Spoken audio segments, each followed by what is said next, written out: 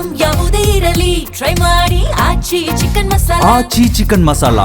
ಇನ್ನು ಹೇಗಿರುತ್ತೆ 2028ರ ಅಖಾಡ, ಚಿಕ್ಕಬಳ್ಳಾಪುರ ಅಖಾಡ ಅನ್ನೋದನ್ನು ನೋಡ್ತಾ ಹೋಗಿದ್ರೆ, ಅಂದರೆ ಈಗ ಸುಧಾಕರ್ ವರ್ಸಸ್ ವಿಶ್ವನಾಥ್ ಆಯಿತು, ಸಂದೀಪ್ ರೆಡ್ಡಿ ಎಂಟ್ರಿ ಆದರು, ಮತ್ತೊಂದು ಕಡೆ ಪ್ರದೀಪ್ ಈಶ್ವರ್ ಸಿಟ್ಟಿಂಗ್ MLA 3 ವರ್ಷ ಆಗೋಯ್ತು. ಸೊ ಈಗಾಗಲೇ ಕೆಲವೊಂದಿಷ್ಟು ಕಾಂಟ್ರವರ್ಸಿ ಕ್ರಿಯೇಟ್ ಮಾಡ್ಕೊಂಡ್ಬಿಟ್ಟಿದ್ದಾರೆ. ಕುಮಾರಸ್ವಾಮಿ ಜೊತೆಗಿನ ಒಂದು ಫೈಟ್ ಏನಿದೆ, ಒಕ್ಕಲಿಗ ಸಮುದಾಯ ಪ್ರದೀಪ್ ಈಶ್ವರ್ ವಿರುದ್ಧ ರೊಚ್ಚಿಗೇಳುವಂತಹ ಸಾಧ್ಯತೆ ಇದೆ ಅನ್ನೋ ಒಂದು ಚರ್ಚೆ ಆಗ್ತಾ ಇದೆ. ಇತ್ತೀಚೆಗೆ ಕೆಂಪೇಗೌಡ ಜಯಂತಿ ಸಂದರ್ಭದಲ್ಲಿ ಚಪ್ಪಲಿಯನ್ನು ಎಸೆಯುವಂಥ ಒಂದು ಅತ್ಯಂತ ಕೆಟ್ಟ ದುರಾದೃಷ್ಟಕರ ಘಟನೆ ಆಗಿದೆ. ಇದಾಗಬಾರ್ದಾಗಿತ್ತು. ಒಬ್ಬ ಜನಪ್ರತಿನಿಧಿ ವಿರುದ್ಧ ಯಾರೇ ಆಗಲಿ ಈ ರೀತಿಯ ಕೀಳು ಮಟ್ಟದ ಒಂದು ಸಂಸ್ಕೃತಿಯನ್ನು ಪ್ರದರ್ಶನ ಮಾಡೋದು ಸರಿಯಲ್ಲ, ಅದು ಯಾರೇ ಆಗಿರಲಿ. ಸೊ ಪ್ರದೀಪ್ ಈಶ್ವರ್ ವಿರುದ್ಧ ಈ ರೀತಿಯ ಒಂದು ವರ್ತನೆ ಏನಾಯಿತು, ಕೆಲವೊಂದಿಷ್ಟು JDS ಕಾರ್ಯಕರ್ತರಿಂದ ಅನ್ನೋ ಒಂದು ಆರೋಪ ಇದೆ, ಕೆಲವೊಂದಿಷ್ಟು ಮಂದಿ ಅರೆಸ್ಟ್ ಕೂಡ ಆಗಿದ್ದಾರೆ.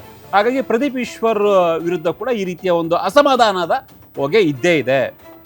ಸೊ ಪ್ರದೀಪ್ ಈಶ್ವರ್ ವಿರುದ್ಧ ಅದು ಪಾರ್ಟಿಯ ವೈಷಮ್ಯ ಅಲ್ಲ, BJP ಅಥವಾ JDS ಅಂತಲ್ಲ, ಒಂದು ಸಮುದಾಯದ ಆಕ್ರೋಶ ಒಂದು ಕಡೆ ಇದೆ ಅನ್ನೋ ಒಂದು ಆರೋಪ ಕೇಳಿ ಬರ್ತಾ ಇದೆ. ಮತ್ತೊಂದು ಕಡೆ ಸುಧಾಕರ್ ವರ್ಸಸ್ ವಿಶ್ವನಾಥ್ ಇವರ ಜಗಳ. ಸೊ ಯಾರಿಗೆ ಲಾಭ ಆಗುತ್ತೆ?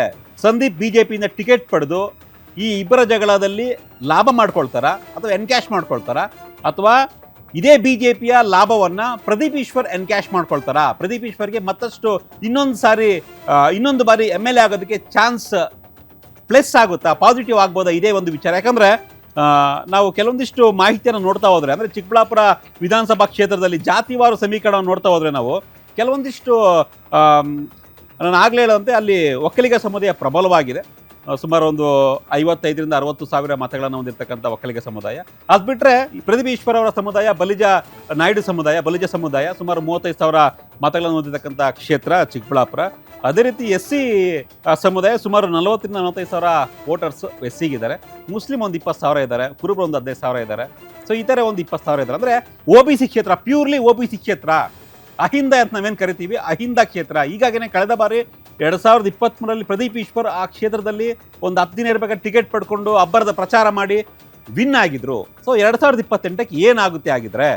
ಚಿಕ್ಕಬಳ್ಳಾಪುರದಲ್ಲಿ ಕಾಂಗ್ರೆಸ್ಸಿಂದ ಪ್ರದೀಪ್ ಈಶ್ವರ್ ಟಿಕೆಟ್ ಪಡ್ಕೊಳ್ತಾರಾ, BJPಯಿಂದ ಸಂದೀಪ್ ರೆಡ್ಡಿ ಟಿಕೆಟ್ ಪಡ್ಕೊಳ್ತಾರಾ? ಸಂದೀಪ್ ರೆಡ್ಡಿ ವರ್ಸಸ್ ಪ್ರದೀಪ್ ಈಶ್ವರ್ ಆಗುತ್ತಾ, ಅಥವಾ ಸುಧಾಕರ್ ವರ್ಸಸ್ ಪ್ರದೀಪ್ ಈಶ್ವರ್ ಆಗುತ್ತಾ, ಅಥವಾ ಪ್ರದೀಪ್ ಈಶ್ವರ್ ಇಲ್ಲದೆ ಈ ಕಡೆ ಸುಧಾಕರ್ ಇಲ್ಲದೆ ಸಂದೀಪ್ ರೆಡ್ಡಿ ವರ್ಸಸ್ ಬೇರೆ ಯಾರಾದರೂ ಆಗ್ತಾರಾ? ಸೊ ವೆಯ್ಟ್ ಮಾಡೋಣ. ಸೊ ಇದು ಈ ಚಿಕ್ಕಬಳ್ಳಾಪುರ ಚಿತ್ರರಂಗದ ಡೀಟೇಲ್ಡ್ ಇನ್ಫಾರ್ಮೇಷನ್ ನಿಮಗೆ ಮಾಹಿತಿಗಾಗಿ. ಸೊ ಈ ನಡುವೆ ಸುಧಾಕರ್ ವರ್ಸಸ್ ಯಲಹಂಕ ವಿಶ್ವನಾಥ್ ನಡುವಿನ ಈ ಒಂದು ಸಮರ ಏನಿದೆ, ಇಷ್ಟೆಲ್ಲ ಸಮರ ಆಗ್ತಿದ್ರು BJP ಹೈಕಮಾಂಡ್ ಯಾಕೆ ಮಧ್ಯಪ್ರವೇಶ ಮಾಡ್ತಾ ಇಲ್ಲ? BJP ರಾಜ್ಯ ನಾಯಕರಾಗಿರ್ಬೋದು, ಯಾಕೆ ಮಧ್ಯಪ್ರವೇಶ ಮಾಡ್ತಾ ಇಲ್ಲ?